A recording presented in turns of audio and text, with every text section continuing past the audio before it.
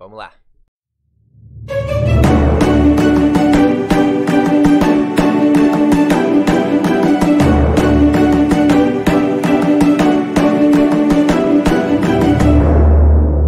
Pessoal, sejam bem-vindos. Esse é mais um episódio do Papo Planck, o nosso podcast aqui em parceria com a FAPES. Queria agradecer a presença da Yara, a presença do Pedro também e a presença do nosso convidado, que já ele vai se apresentar para vocês.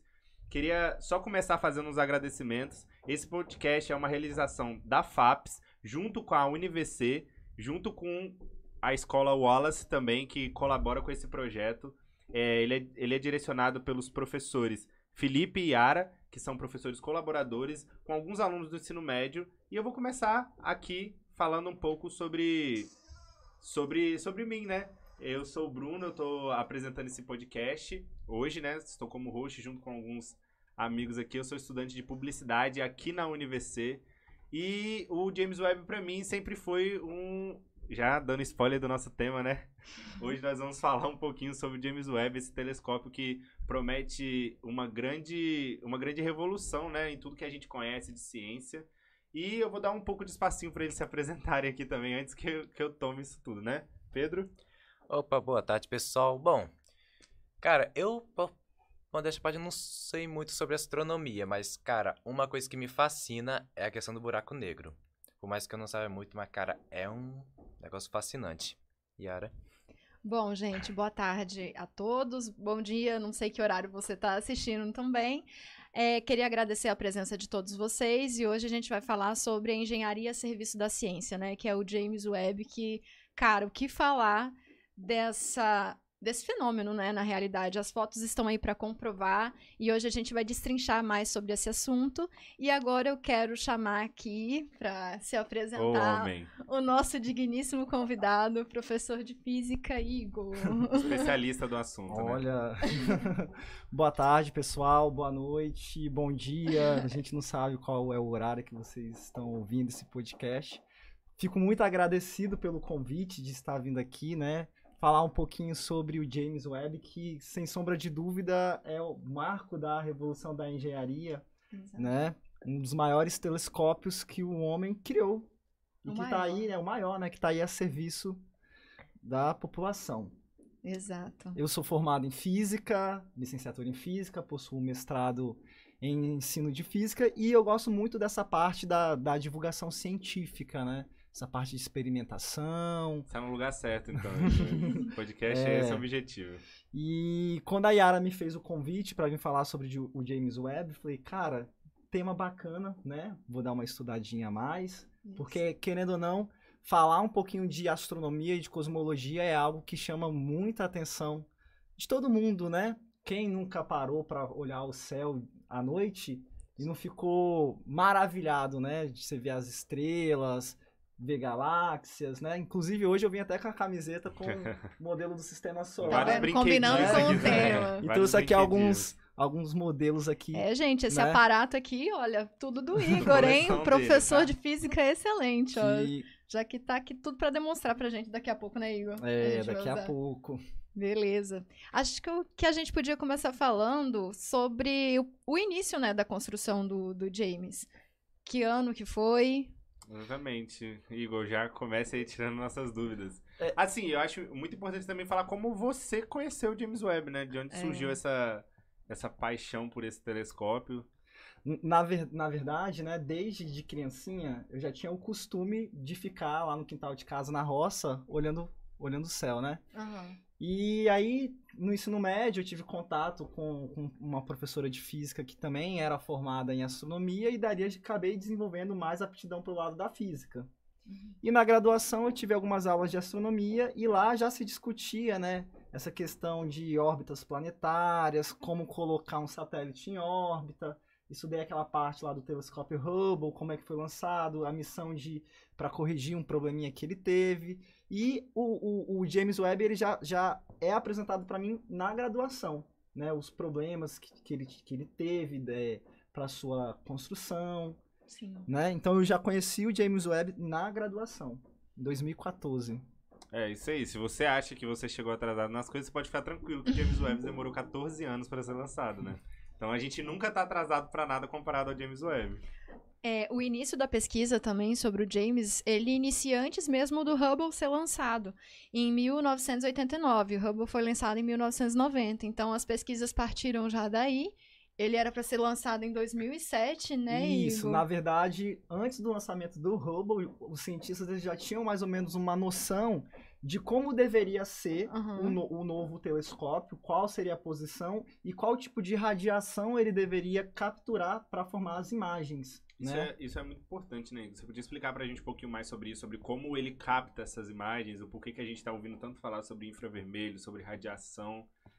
Na verdade, né, existe um espectro eletromagnético que vai desde o infravermelho, radiação infravermelho, passa pelo ultravioleta, luz visível, entre os outros tipos de radiação, raio gama, raio X. O Hubble, ele consegue capturar a luz visível, que é a luz que a gente enxerga no dia a dia, e também uma parte do infravermelho e do ultravioleta. Já o James Webb, ele só consegue capturar luz infravermelho, que é a luz que a gente não enxerga, né? Por exemplo, um corpo que está aquecido, ele emite esse tipo de radiação, né? Ele enxerga o calor, basicamente. Basicamente o calor, seria mais ou menos essa ideia. Legal. É muito interessante, porque quando ele enxerga esse calor, ele acaba, pelo que eu li sobre, né? As coisas que estavam vermelhas são coisas que estão mais próximas à Terra, mais próximas do satélite ali. Mais distante, Quanto mais né? vermelho, mais distante. Isso. O objetivo primordial do James Webb é analisar as galáxias, os planetas, os astros que surgiram logo após alguns milhares de anos do Big Bang, né? São objetos, né, chamar assim, que estão a uma distância muito grande aqui do nosso planeta, né? E aí tem a teoria que a gente chama de teoria do redshift, que diz o seguinte: quanto mais longe o objeto ele está do ponto de observação, o tipo de radiação que chega pra gente é uma radiação do tipo infravermelho, né? O comprimento de onda que chega é infravermelho. E aí a gente consegue ter mais ou menos uma noção, né? De que o universo está expandindo. Tem essa teoria da expansão do universo, né? Constante expansão, né? Isso. É legal mencionar também que o James, ele capta principalmente o infravermelho próximo e o médio, né? E pela expansão do universo, quanto mais a gente expande, mais infravermelho é emitido. Isso. E ele é bem grande, por isso que ele é desse tamanho todo, 6,30 metros de diâmetro de espelhos, porque o infravermelho, a onda, ela é muito comprida também, muito... Você vai saber... O comprimento de onda é maior do que É das maior, outras por isso que ele frequências. também precisa ser maior para captar esse comprimento de onda. Inclusive também, como que se explica exatamente essa questão do infravermelho de... Pô, a gente teve essa necessidade de ter o telescópio só, tipo, como pode dizer, só para captar a questão do infravermelho. E por que toda essa necessidade que o Hubble não poderia captar, por exemplo? O Hubble, ele capta, sim, né, um pouco de infravermelho, porém, como eu disse, né, o objetivo principal do James é analisar os astros que estão a distâncias muito grandes aqui com relação E na ao nosso visão do sistema Hubble solar, seria né? muito limitada, Muito né? limitado. Porque né? eu acho que quando se trata de, igual a Yara falou sobre o infravermelho, que quanto mais as coisas vão se expandindo, mais elas têm essa energia infravermelha, né? Essa radiação, Essa vai radiação chegando pra infravermelha. gente, né? O comprimento Então é de uma onda. forma mais fácil de captar as coisas o mais longe que elas estejam. Isso. E o Hubble acabava sendo uma coisa limitada. Tanto que quando saiu a foto do James Webb, é uma parte do universo que a gente nunca viu antes, né? É, Que exatamente. chama bastante atenção, né? Isso tem a ver realmente com o objetivo, né? Por que ele foi construído? Também foi para conseguir perceber as estrelas mais distantes, inclusive ele já conseguiu perceber uma das estrelas mais distantes, que já pôde ser captada, Arendelle, se eu não me engano é o nome. E também um outro objetivo é que ele consegue também, a partir desse infravermelho, conseguir reconhecer até mesmo que gases compõem aquele planeta, ou a temperatura até mesmo dos planetas. Isso. Muito revolucionário. Essa é até uma questão bem interessante, porque às vezes a gente vê um planeta e fala assim, por que eu sei que a atmosfera daquele planeta é composta basicamente de determinado elemento químico, por exemplo. Se ninguém nunca foi lá, né? né? Se ninguém nunca foi lá. É com base na análise do tipo de radiação que é refletida desse planeta e chega no telescópio. E eles conseguem identificar, né? Isso é muito ali, doido, separar gente. e falar, esse planeta tal a atmosfera é composta basicamente de dióxido de carbono, por exemplo. Né? Então, é tudo muito bem pensado na hora do lançamento do James Webb, né? Como que, assim, você que acompanhou desde o começo ele, foi lidar com esse atraso dele, esse tempo de atraso dele e, assim, tendo em vista, assim, o ponto científico, qual que é esse objetivo de posicionamento dele, do porquê que ele tá na posição que ele tá ali agora? Então, ele acaba sendo um telescópio muito complexo, né? Então, esses atrasos foi porque sempre teve alguma melhora a ser feito, né? Inclusive, por exemplo, teve testes do escudo de calor dele, na hora que foi abrir, rasgou. E aí, teve que fazer toda uma adaptação, verificar a questão do material que vai utilizar, do tipo de folha, né? O tipo de isolante térmico que vai colocar ali, justamente para poder melhorar cada vez mais a estrutura dele em si, né? Isso é muito interessante porque a gente sabe que, né, que ele chocou com um meteorito, foi um meteorito que bateu no escudo um micrometeorito. E tá tudo bem, né? Micrometeoroide, tem gente, eu já ouvi chamando também. E assim, ficou tudo bem, seguiu o trabalho dele lá, porque foi pensado, né, que talvez isso poderia acontecer. Isso, até, assim, pelo tamanho, né, a estrutura dele, a gente sabe que o espelho principal dele tem 6,5 metros de diâmetros, né? Então a gente sabe que... Gigantesco. Inclusive, o tamanho dele total, gente, curiosidade aí, é de 22 metros de comprimento e eu acredito que 12 de largura, basicamente. Surreal. Então como se fosse gigantesco. uma quadra de tênis, né? Isso, incrível. Comparando aí com o Hubble tem 13 metros, como se fosse o tamanho de um ônibus, né? Inclusive, na realidade, a gente tem falado muito do Hubble, mas é legal a gente comentar também do Spitzer, né?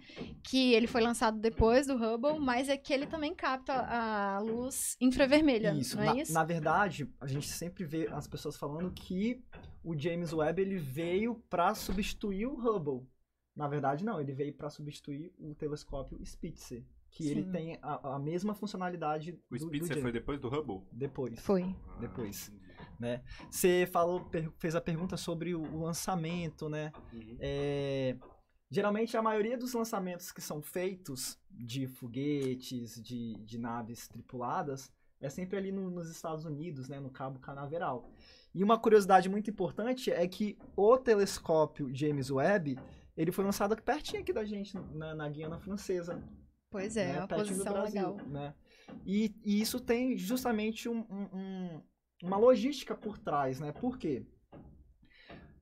Justamente pela posição que o telescópio James Webb ele iria ficar, na verdade onde ele está, ele precisava ter um efeito em Stirling maior. O que seria esse efeito em Stirling? Aproveitar a velocidade de rotação da Terra e pegar essa velocidade como um cursor.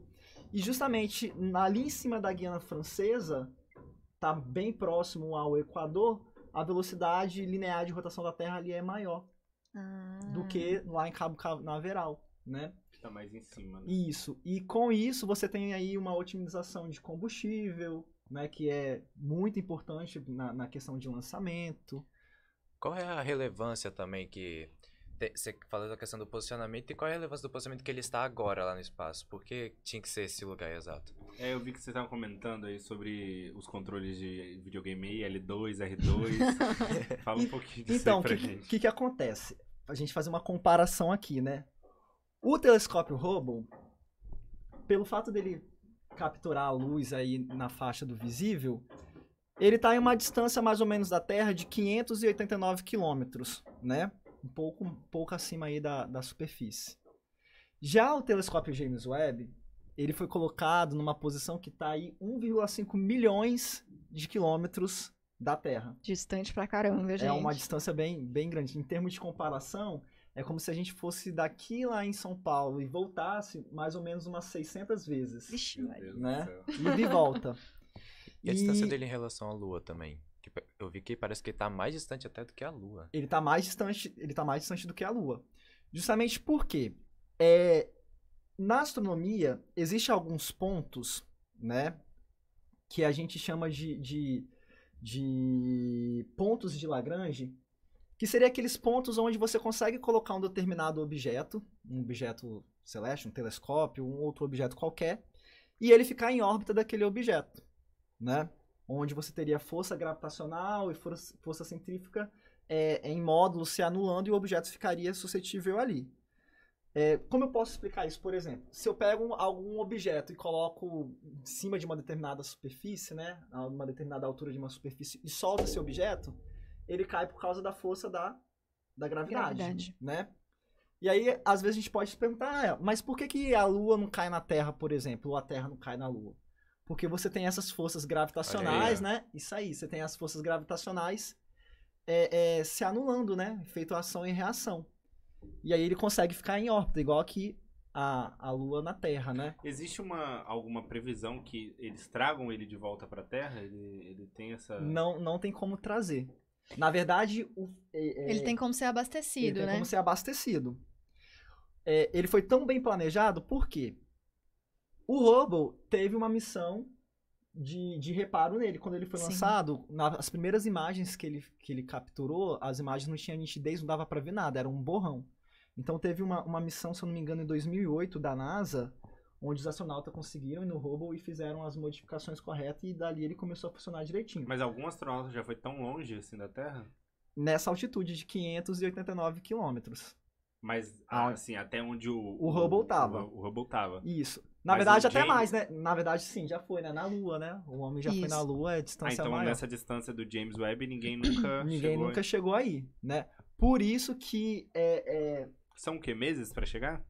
Na Lua são dias, se eu não me engano, acho que uns 4 dias pra chegar na Lua. Essa distância do James Webb é bem maior. É bem maior. A Lua tá aí uns 200, se eu não me engano, uns 200 mil... eu até anotei aqui, uns 200 mil quilômetros de distância da gente. Muita coisa. Né? 384.400 quilômetros de distância. É uma distância bem considerável, né? Se a gente for analisar a distância aqui da Terra até a Lua, mais ou menos o James Webb estaria ali onde está o outro microfone, perto dele ali, né?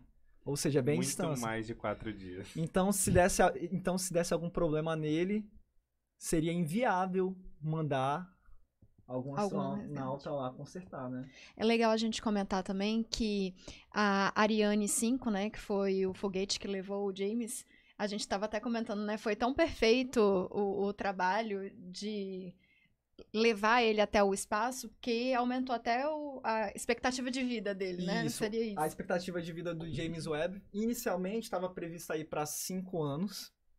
Depois passou para 10. Uhum. E o Ariane 5, que foi o foguete que fez o lançamento, a trajetória dele foi tão perfeita que colocou o James Webb numa órbita 100% perfeita, vamos dizer assim, e aumentou o tempo de vida dele para 20 anos. Cara, o bagulho custou 10 bilhões. Imagina, graças a Deus, né? Que a expectativa de vida dele aumentou pra poder usar um pouquinho mais desse dinheiro, né? Senão... muito, né? E nesses lançamentos a gente sempre tem aquele medinho, né? De uma hora o foguete explodir, dar errado, né? Exatamente. Aí tem mostrando, né? E é legal falar que ele fica todo dobrado também, né? Pra poder caber, porque ele é muito grande. Isso, devido o espelho dele ter aí os 6,5 metros de diâmetro, né? Não tinha como colocar num foguete... ele é aberto. Isso. Então toda a estrutura do espelho, o formato hexagonal já foi pensado, né, para caber, para ser dobrado igual um origami. Inclusive o escudo também, né, totalmente dobrado. Colocar dentro ali da cápsula do foguete Ariane e lançar ele. Também da importância desse escudo de calor, né? Sim, porque pelo que eu vi tem que ser mantida quase no zero absoluto, a 7 Kelvin. Quase no zero absoluto. E aí eu acho que seria interessante a gente ver aquela imagem dos pontos, né? Pra explicar o porquê que ele foi pro L2, né? Tem essa imagem aí dos pontos do Vamos L2? ver aí. O nosso editor tá dormindo. Vamos lá. Tá dormindo. Opa! Ele só queria ver o L2, é o único que não tá mostrando. pode colocar o L2 aparecendo todas. Calma aí, bora vai. Daqui a pouquinho. Aí, foi. Então, o que seriam esses pontos, né? L2, L1, L5, L4, L3, né? Que são chamados aí de pontos de Lagrange. Na verdade, na física a gente chama esses pontos de poços, né? E é como se você colocasse um objeto e ele ficasse ali naquela órbita. Seria a região onde você tem as forças de interação gravitacionais se anulando com a força centrífuga. E aí o corpo ele ficaria naquele ponto ali em equilíbrio. Uhum. Então, essa luz é referência ao Sol. Essa luz é em referência ao Sol, né? E aí o que acontece? Se a gente pegar nesse eixo aqui, ó, na horizontal, a gente tem um ponto L3, ponto L1 e ponto L2. O telescópio James Webb, justamente por ele capturar a luz infravermelha, né? Ele não poderia ficar nessa região do L1 porque ele estaria próximo ao Sol. Exato, ele ia pegar radiação. Isso. E aí Total. tem uma consequência. Por quê? Se ele esquenta, automaticamente ele também libera radiação infravermelho. E esse infravermelho, quando ele chocasse lá no espelho principal Ia dele, bagunçar a imagem. poderia causar uma distorção na imagem. E isso geraria uns dados errados para os astrônomos que estariam analisando. E aí a posição L2, ela foi uma posição Perfeito. de escolha. Por quê? Porque é uma posição que está mais distante do Sol. E essa posição L2, ela também está numa posição que está na região de sombra da Terra. Então não é uma região tão quente assim. E sempre os escudos dele está apontado para o lado do Sol, Pro não lado é do isso? Sol. Que aí permite com que ele capte as ondas infravermelhas da onde ele está apontando, Isso, não a é outra isso? parte que não está virada para o Sol é onde está o espelho, né? Aham. E aí ela consegue capturar as imagens, né? As radiações do espaço externo, né? Que a gente Isso. fala assim. Né? Inclusive, pelo que eu li também, o James, um dos objetivos dele é encontrar talvez algum planeta que seja semelhante ao nosso ou que possa, inclusive, encontrar vida, gente. Ele encontrou um planeta, né, que tinha a sua composição na maioria de água. Foi isso? Não sei se foi o James Webb, mas recentemente, eu até ia sair um pouquinho desse assunto só do James Webb, né? Eu ia te perguntar sobre... Calma, deixa eu fazer a introdução. Calma, muita informação ao mesmo tempo. Uhum. Uma coisa de cada vez. Parece que foi encontrado um planeta que a composição era, em sua maioria, de água mesmo. Não sei qual o estado da água lá, mas que foi encontrado. Fiquei como curiosidade, se alguém quiser pesquisar também. Não sei se vocês sabem sobre esse planeta. Tem algumas luas, né, do sistema Lua solar. de Saturno e de Isso. Júpiter, eu sei que tem. Agora... Algumas luas, elas apresentam a composição Água congelada, congelada, né? Aí deixa eu te perguntar uma coisa em relação a SpaceX, né, que é essa nova linha de foguetes. Sobre o que você acha da SpaceX, né? O que você acha que... Porque a gente comentou sobre o foguete que fez essa rota perfeita. A SpaceX, ela vai e volta, né? Então, Vai e volta. E pousos perfeitos, aparentemente. O que você acha dessa revolução dos foguetes aí? Ah, é sensacional. Quanto tempo você acha que os robôs vão tomar conta da Terra? Olha, sem sombra de dúvida, foi um grande marco no lançamento, né? Foi. Inclusive, porque antigamente quem dominava, se eu não me engano, era os russos, né? Isso, Eles tinham sim. os melhores foguetes, né? Porém, em termos de carga propriamente dita, tanto vida humana quanto carga era pouco que conseguia colocar ali dentro. A maior parte era só de combustível para lançar. Tanto que a gente tem ali a representação do Saturno V, onde foi os três astronautas. Esse aí, os três astronautas foram lá naquela pontinha lá em cima, né? Nessa Bem regiãozinha didático, aqui, né? gente. Já a SpaceX, ela traz aí as suas cápsulas, né? Onde você consegue colocar mais astronautas no maior conforto, né? Não precisa usar aquele traje espacial que a gente conhece, que é aquele traje branco mó pesadão. Não precisa? Só no, quando sai no lançamento, do só foguete. quando sai, né? Quando sai no espaço aberto em si, Interessante. né? Vamos Então, falar também da imagem mais recente do James Webb, que é o Cartwheel, que também foi capturado pelo Hubble um tempo atrás, só que como o Hubble não era tão bom assim para captar o infravermelho, a imagem ficou muito mais detalhada e a gente pôde ver diversas coisas. Tem a imagem aí? Vamos Ô, botar o gente, editor mas pra não é que a trabalhar. gente também tá denegrindo o Hubble, não, tá? A gente quer deixar, inclusive, que ele foi memorável. Inclusive, ele Sim. foi até comparado com a criação de Galileu Galilei, né? Com a sua luneta. Sim. Enfim, Gente, imprescindível. Tudo evolui, né? A gente É. tá adorando coisas Constante evolução. E A com gente certeza já sabe que o está se SpaceX pensando em aí, ó. Surreal. É essa a imagem que você queria? Essa aí do Cartwheel. É essa. Inclusive, a gente tava falando sobre a questão do infravermelho, né?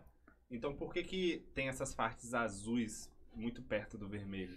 Composição química da galáxia, elementos, né? Isso aí seria o quê?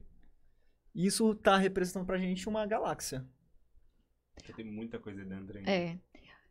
Bom, gente, eu não sei se eu lembro direito, tá? Talvez eu tá Lembrando, falando. esses pontos aqui são galáxias, e dentro dessas galáxias a gente tem uma infinidade de estrelas, essas estrelas têm uma infinidade de sistemas planetários, Isso. né?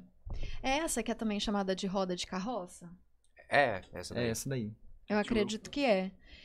Pelo que eu assisti no Space Today, tá, gente? Pelo que eu me lembro, se for a roda de carroça realmente, é o encontro de duas galáxias que se encontraram e que uma bateu na outra, inclusive. Por isso que a gente tem Mistura, essas né? duas bordas, porque é como se você jogasse uma pedra na água e aí vem aquelas ondas, sabe? Espalhando, né? Exatamente. Inclusive, a gente tem um atraso pelas estrelas que a gente vê no céu, né? Como é que é essa questão dessa luz, essas estrelas?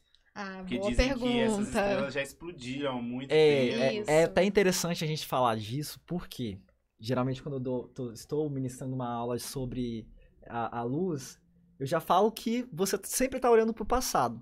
Né? Porque a luz, ela se move, ela tem uma velocidade, né? 300 mil quilômetros por segundo. Então, quando a gente olha para o céu, a gente sempre está olhando para o passado. Às vezes, um pontinho que a gente vê ali, uma estrela, tá tão distante da gente que essa estrela, às vezes, já morreu, nem existe mais, mas a luz dela ainda continua chegando pra gente. Essa questão como, tipo, um tal astro tá, sei lá, vou dar um valor pequeno aqui mesmo, só de exemplo, 30 anos-luz. A gente vê o brilho dele há 30 anos atrás. Não, é mais ou menos isso. 30 anos terrestres, né? Sim. Os anos-luz são equivalentes a quantos anos terrestres? Não, ano-luz é importante Velocidade, a gente frisar. Ele é distância. Distância. Ele é a distância que a luz percorre em um ano terrestre. Cara, que loucura. É uma distância bem considerável. Por isso que... Um ano-luz seria quanto de distância? Nossa, não me recordo aqui de cabeça agora. Editor. Peraí, vou Descobre pegar a quanto colinha. tempo é um ano-luz. É muitos Inclusive, quilômetros. É muitos Se a quilômetros. luz do sol, se o sol realmente se apagasse agora, nossa estrela, a gente demoraria 8 minutos pra descobrir que isso aconteceu. Porque demoraria esse tempo. A gente não conseguiria mais viver na Terra, né? Não. Porque o Sol ele tem o papel de aquecer a Terra. Então resfriaria... E além disso, ele iria sofrer uma explosão, esse número certo? aqui é número pra físico falar. 9,46 vezes 10 elevado a 12 quilômetros. Isso é muita coisa. É 9,4 mais 12 zeros depois da É vírgula. tanto zero que dá preguiça de falar. Então, é por isso que as viagens, né, interplanetárias, sair mesmo do sistema solar é complicado, né? Justamente por causa dessas distâncias, né? Que são distâncias muito grandes. É porque às vezes você tem um objetivo de ir pra longe da Lua. Só que as coisas estão tão mais longe que a Lua que você vai acabar indo a lugar nenhum, né? Igual, por exemplo, Marte. A gente vê aí de vez em quando que sai alguma notícia que vai povoar Marte, por exemplo. Gente, para chegar em Marte, primeiro que ele tem que estar próximo da Terra, o lançamento, né, de um foguete para ir para Marte. Marte tem que estar numa linha próxima da Terra. Esse foguete, para chegar lá, considerando que ele vai estar próximo da Terra, vai durar aí 8 meses de viagem, só de ida. E o tanto de gente pode morrer nesses 8 meses lá dentro? Pois né? Se a gente for pensar, por exemplo, em anatomia, né? Nós, seres humanos, nós fomos adaptados à anatomia da Terra, à gravidade e tudo mais. Se te coloca num ambiente sem gravidade, já vai acontecer aí A gente vê como é que os astronautas, né? voltam. Isso, tem problema de junta. Não consegue nem caminhar direito. Então imagina você ficar aí 8 meses pra ir. Parado, tá? Porque normalmente não tem muito espaço. Isso, 8 meses pra você ir. E ainda chegar lá, ter que fazer alguma análise e voltar. Isso. Não tem como, né? E é por isso que ele é tão importante, né? O James consegue chegar a lugares inimagináveis que a gente nunca conseguiria e nos trazer dados sem a gente precisar sair do nosso lugar. Então, isso é incrível. É realmente a tecnologia trabalhando por nós e seguindo um caminho que a gente agora tá totalmente esperançoso para ver o que ele vai descobrir, o que essas novas informações vão ser mostradas, né? Pra nós. Sim, o que parece também ele pode captar imagens de luz a 13,5 bilhões de anos. O início do universo. O início do universo, basicamente. A gente vai ver a pré-adolescência do universo aí. As primeiras estrelas é o objetivo. Nem a galáxia. Se você conseguir. O que fez surgir. Pra você ver uma galáxia é muito mais fácil do que uma estrela. Como essas. Calma, é um assunto muito complexo. Como a gente tá vendo as coisas do passado, quando se trata de espaço, o tempo é relativo lá. Então, a gente conseguiria realmente enxergar o início do universo, né? Seria mais ou Fosse menos muito longe. essa ideia. Porque se o tempo é tão relativo assim... Porque o tempo é uma criação humana, no final das contas, assim. Isso. A gente acabou criando o tempo pra ter um posicionamento melhor das coisas. Então, como funcionam as coisas lá fora, sai da nossa realidade, né? Mas é bom a gente frisar que o tempo é relativo quando a gente está se movimentando em velocidades próximas à velocidade da luz. Aí surge sim a relatividade do tempo, né? Tem aquele paradoxo do gêmeo, que se você deixa um gêmeo na Terra e coloca um num foguete e lança esse foguete para fora da Terra, né? Próximo da velocidade da luz, quando ele retorna, para a pessoa que ficou na Terra, o tempo passou mais depressa do que para quem estava na nave. Então esse gêmeo na nave estaria mais novo. Igual Interestelar. Interestelar. Eu ia falar agora, tá muito Interestelar essa conversa. O pessoal que tá dentro da nave foram 8 meses. E pra eles lá foram 5 horas. Então é muito interessante. Porque, tipo assim, pra quem tava dentro da nave, a gravidade, as coisas que estavam ali dentro, não foram tão influenciadas quanto quem desceu lá fora, no planeta lá, de água, né? O tempo Inclusive, esse filme Interestelar, ele tenta tratar de uma forma tão grande que, eu não me engano, foram meses pra renderizar o filme. Meses. De tão pesado Gente, que que foi loucura. a carga do filme. Inclusive, todo mundo a grande parte das pessoas que estuda ciência, né, eles recomendam esse filme quando a gente quer entender um pouco sobre relatividade de tempo e espaço. Que quando a gente pega as viagens no espaço, a gente fala, a gente vê um foguete viajando na velocidade da luz. Em minutos ele chega no lugar e passou o mesmo tempo pra todo mundo. Por exemplo, Vingadores. Vingadores dá uma impressão. De novo, sério. Vingadores. A gente já comentou sobre isso no podcast, a gente sempre fala de Vingadores. Você falou do Homem-Formiga. Gente... Verdade. Então, mas o Homem-Formiga também é uma relatividade de tempo. Ele se diminui a um tamanho anatômico e as coisas, o tempo passou diferente pra ele. Isso. Porque pra ele foram 5 dias em tamanho anatômico e pra todo mundo foi 5 anos. Gente, isso dá um nó da minha cabeça. E então, tipo assim, quando você trata de viagem espacial, a gente vê eles viajando em filme, meio que passa o mesmo tempo pra todo mundo junto. Só que quando dá esses saltos temporais que eles falam assim, né? O salto temporal, ele deveria ter atingido de outra forma. Isso tem uma série chamada Star Trek Discovery, né? Fazendo propaganda aqui, né? Tem justamente um episódio que mostra eles dando esse salto temporal. Aí eles são tipo assim, no ano 2000, vou parar lá do ano 2360, por exemplo, né? E aí você vê essa questão da relatividade do então, tempo. Assim, talvez seja possivelmente viagem no tempo pode existir, mas pra frente, né? Porque se você viajar na velocidade da luz, seria mais ou menos... tecnicamente você tá viajando no tempo. Isso. Então, e que é algo bem complicado, né? Porque a gente não sabe se o corpo resiste. O corpo humano com certeza não resistiria. Pra você viajar a velocidade da... Tem uma consequência muito grave, né? Porque se você se movimenta próximo da velocidade da luz, a sua massa aumenta. É um negócio do efeito né?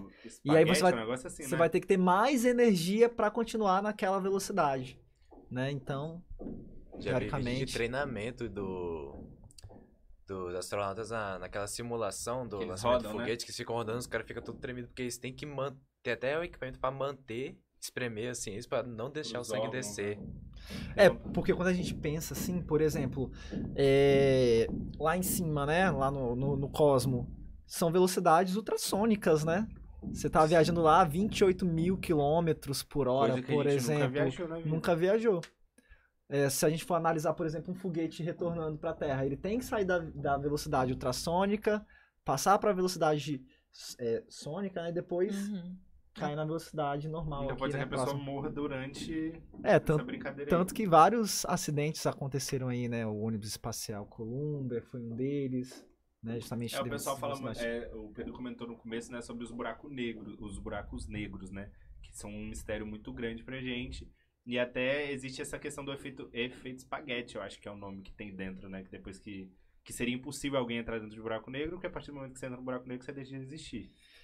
Na verdade, quando fala em buraco negro, muitas pessoas acham que realmente é um buraco. Você vai cair lá dentro, né? E sumiu, desapareceu. O buraco negro, ele é uma estrela morta, né? Por exemplo, o nosso Sol. O nosso Sol, ele é uma estrela que daqui a alguns bilhões de anos ele vai morrer. E como que ele pode se tornar um buraco negro, por exemplo? Primeiro ele vai consumir os combustíveis que tem dentro dele, né?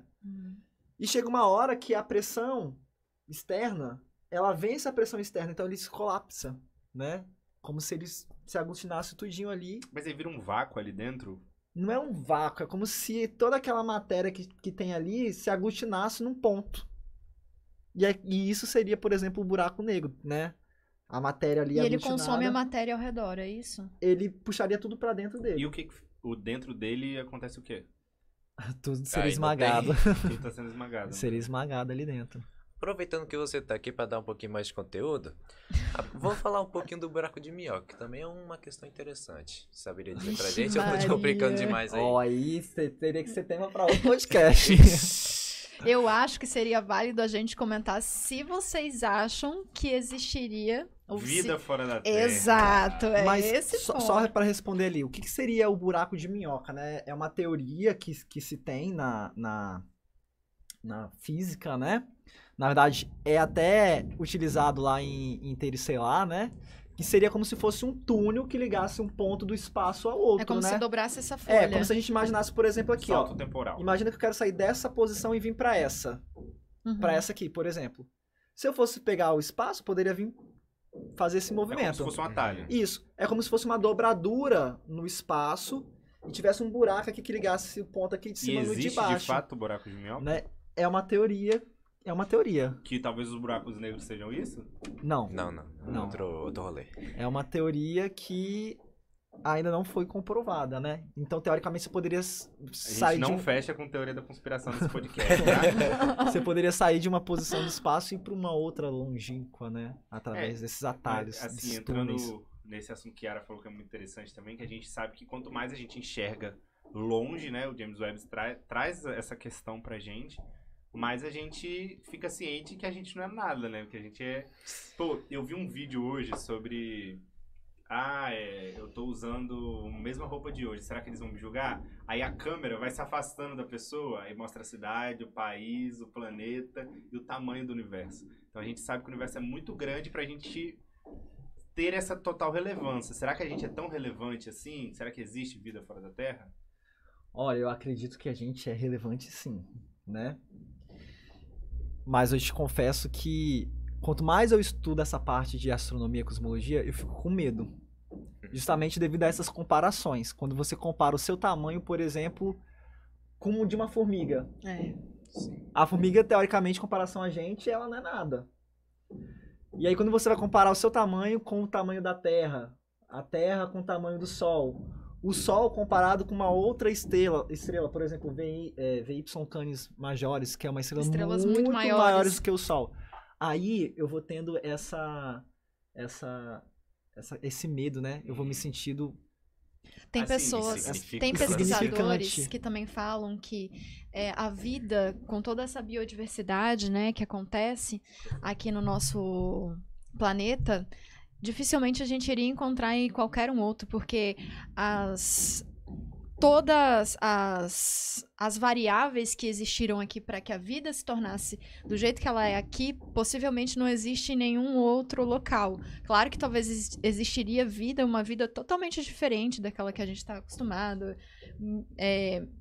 Organismo. Micro-organismos, exatamente. Então, não vida da forma como a gente está Vida pensando. inteligente, no caso. né? Enfim, isso Eu é acho muito que- complexo. Eu acho que é muito complexo, mas é muito interessante a gente pensar que existem outras formas de vida, porque eu acho realmente muito possível.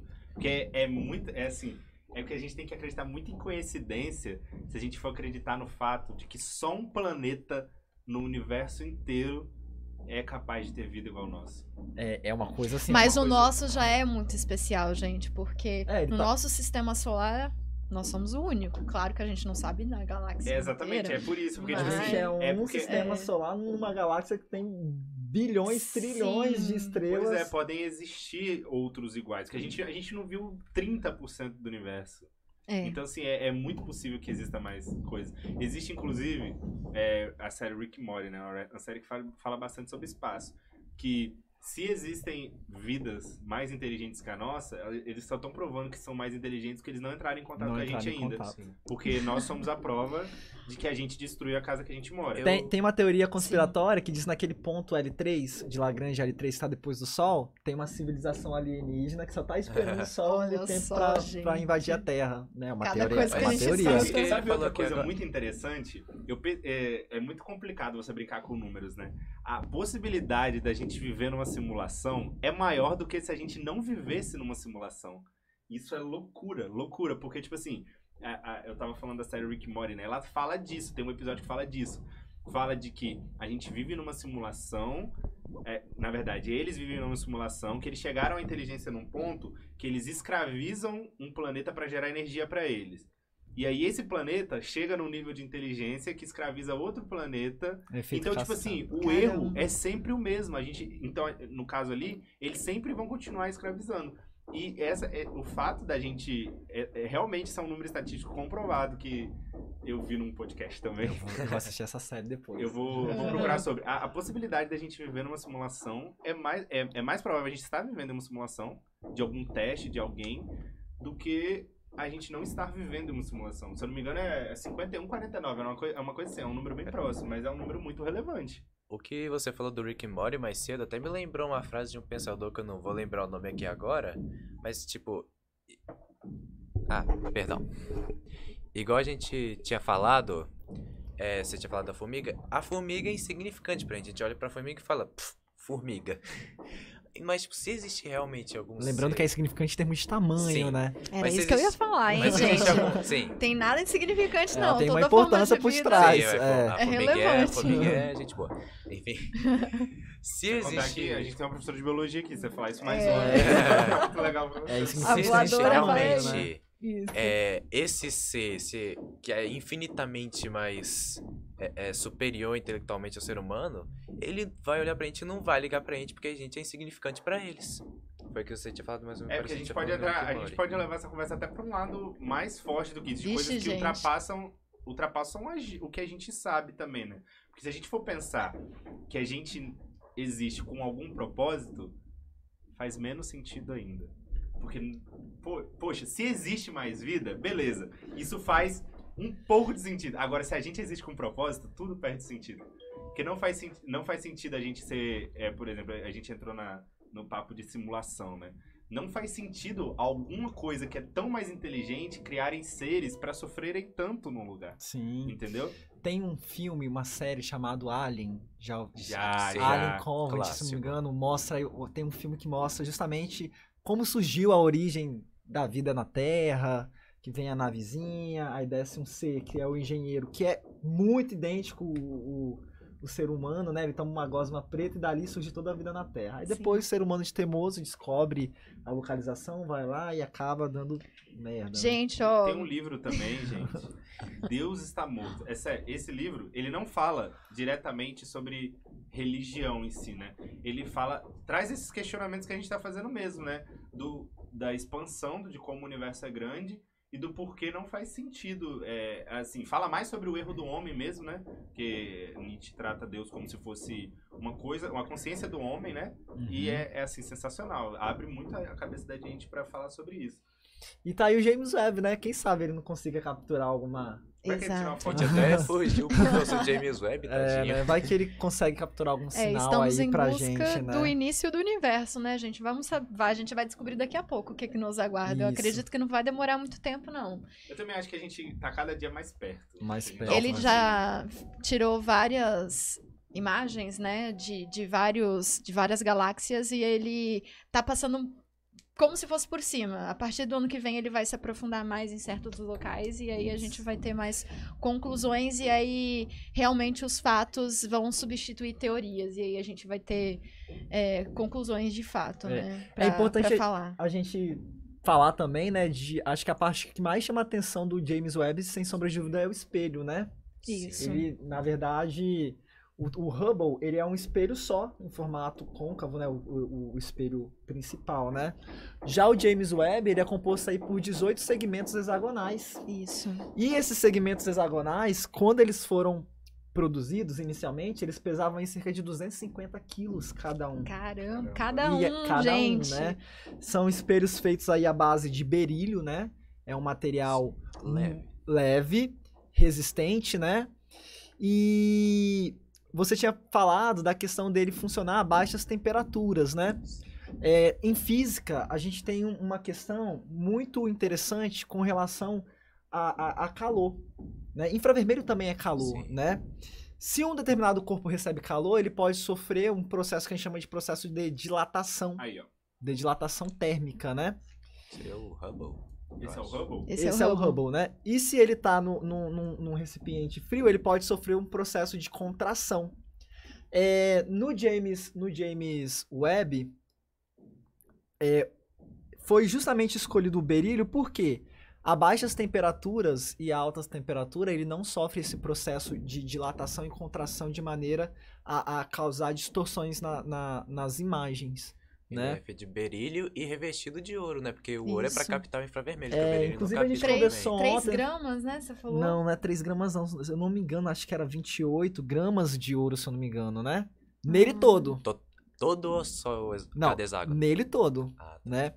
É interessante a gente ter em mente também Pouquíssimo, então. Isso. Pouquíssimo. que ouro. cada segmento desse tem um atenuador, um motorzinho atrás. Então, quando ele quer focar em um determinado corpo celeste ou um objeto celeste, esses motores que ficam atrás de cada um desses espelhos, ele consegue movimentar, Posiciona de forma reposicionar perfeita. de forma Eles têm perfeita. alguma fonte de energia lá?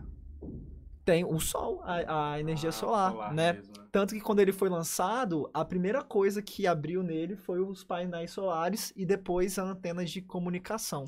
Tá. Só para Aham. exemplificar, né? Esse formato côncavo que a gente tem do espelho, ele é muito utilizado dentro da ótica e tem uma ampla aplicação. Por exemplo, farol de carro. Farol de carro, se vocês Sim. olhar, é aquele formato côncavo, né? As anteninhas, formato côncavo. Então, como que funciona? Por ele ser maior, ele consegue receber maior quantidade de luz, né? De Isso. radiação, vamos falar radiação. Essa radiação, quando bate nesse espelho, sofre um processo que pega essa luz e conjuga ela nesse pontozinho aqui, que é como se fosse um foco, né, desse espelho. Aham. Aqui tem um outro espelho que é um espelho secundário, e daqui essa luz ela é refletida para dentro desse Ponto ali. ponto, Aham. onde pega essa luz e decodifica nas imagens, né? Nas imagens que a gente vê. Eu tinha visto uma animação, um sistema bem complexo, inclusive. É um pouco... Isso aqui é algo simples. No dia a dia a gente utiliza, né, o farol do carro. Uhum. O que diferencia um farol alto de um farol baixo? É o posicionamento da lâmpada, né? Onde ela vai acender. Eu achei da hora o Igor falando isso aqui é algo simples. Eu vou fazer Que o tem quê? altas aplicações. Altas aplicações. Ó, aqui é como se a radiação batesse aqui e refletisse nesse ponto, né? Todas elas conjugassem nesse pontozinho aqui. Eu acredito que o maior medo também que os pesquisadores têm é desse escudo de calor ser afetado de alguma forma, porque se isso deixar de funcionar, aí o James Isso. acaba As por quase temperaturas lá são ficando... muito elevadas? Então, a parte que é voltada para o Sol, a temperatura ali é muito alta, né? Já a parte que está voltada para o espaço aberto, assim, para o cosmo aberto, chega a marcar ali 26 graus acima do zero absoluto, né? 26 Kelvin acima do Inclusive, zero acho que ele tem um instrumento que ajuda ele a ficar muito mais gelado, né? Isso, dentro dele tem os encanamentos com Aham. um líquido específico que ajuda a resfriar, Isso. né? Ele também tem um foguetinho, né, nele que ajuda ele a manter a órbita, né? Sem sombra de dúvida, um telescópio aí Incrível, gente. incrível. Vamos para as considerações finais? Bora. Pedro? Então, galera, é isso daí. Bom, cara, esse papo aqui rendeu, tá? Falar pra você, a gente até deu uma viajada aqui no meio, mas Uma rendeu viajada muito. básica, como sempre. Sim, gostaria de Começou a falar agradecer. de entidade já aqui. Gostaria de agradecer muito ao Igor pela presença dele, que, cara, ó, já vou falando aqui. Quem quiser que ele volte aqui, aparece aqui de novo pra um outro papo de astronomia, continua aqui, comenta aí, tá? Dá like, se não der like, não volta ele não. Vixe Maria. Yara? Gente, olha, quero agradecer a presença de vocês. Continuem nos acompanhando, nos assistindo, contribuindo para o nosso crescimento. Então, dá like aí, engaja, compartilha. E também quero agradecer ao Igor por ter se disponibilizado. Tinha convidado mais outros 2 professores, eles não puderam vir, mas o Igor veio aqui, se dispôs e participou brilhantemente, então valeu aí, Igor. Obrigado. Volte sempre.